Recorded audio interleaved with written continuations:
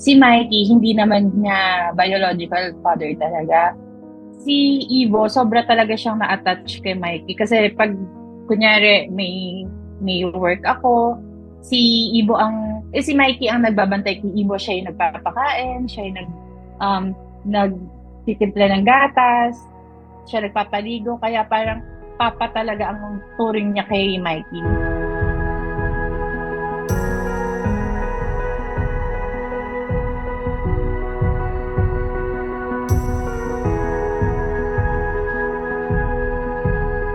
Nawala si Mikey noong December 17 pagkatapos niya magkaroon ng Ludwig's angina. Sa case kasi ni Mikey, parang nahuli na eh.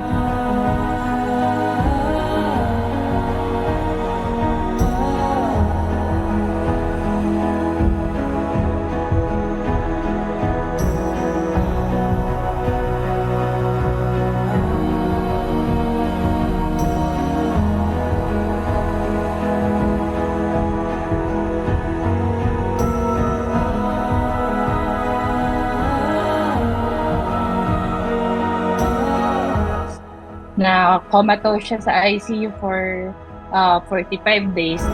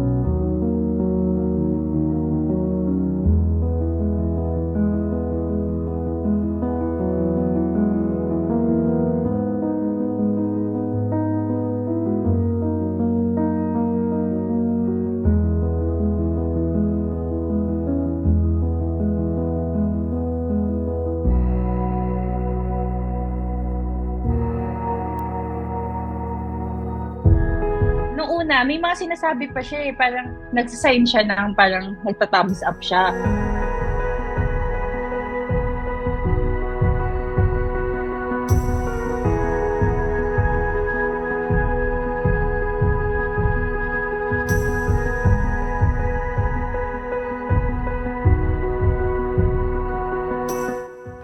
Talagang minahal niya kaming dalawa ni Ivo.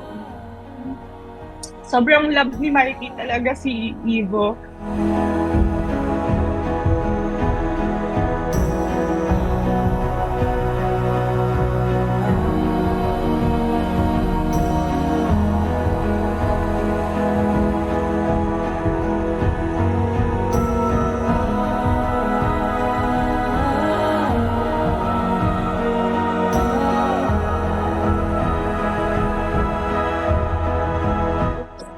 Kung naririnig man niya, sana maging masaya siya doon. Kasi kaming dalawa ni Ivo, alam ko naman na gusto niya maging masaya kami mag-ina. And magpapatuloy kami mag-ina kahit wala siya. Basta nasa puso lang namin siya. Ayun.